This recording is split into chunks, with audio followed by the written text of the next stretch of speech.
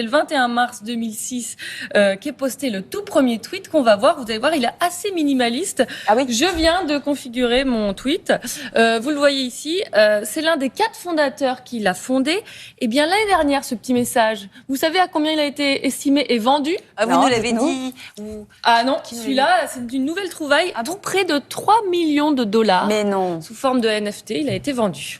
Mélange de motifs et de couleurs. Aujourd'hui, les chaussettes dépareillées sont de sortie.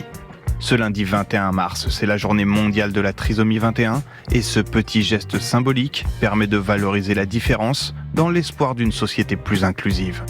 Sur les réseaux sociaux, l'initiative soutenue par de nombreuses associations est très suivie. Vous vous en êtes fait quelques-uns de Lucchini à...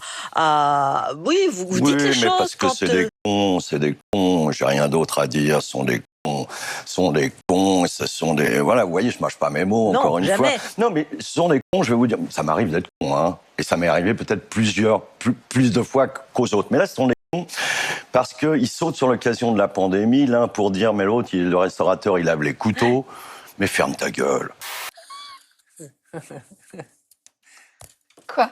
Rien. Non, c'est le problème quand on discute parfois pendant les reportages. Après, le fou remonte. Bon.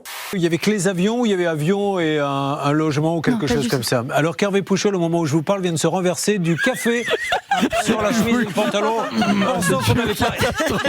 Il a bu comme un porc et il n'a pas de chance parce que je l'ai dans mon écran de contrôle. Je n'ai jamais vu quelqu'un qui a pris le verre et il s'en est mis partout. Il a tout renversé. Donc.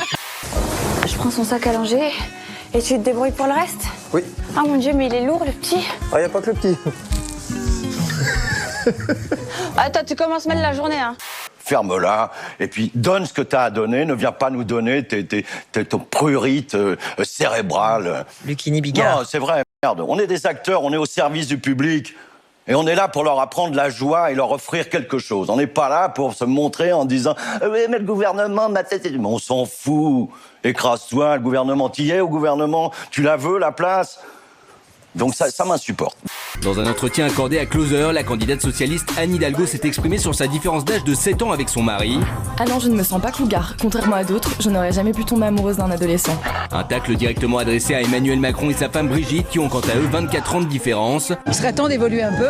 Hi, this is Madonna. This is Madonna, the mother of Jesus. Hi, this is Madonna. Hi, this is... Take one more step, yeah. Hi, I'm drunk. Okay.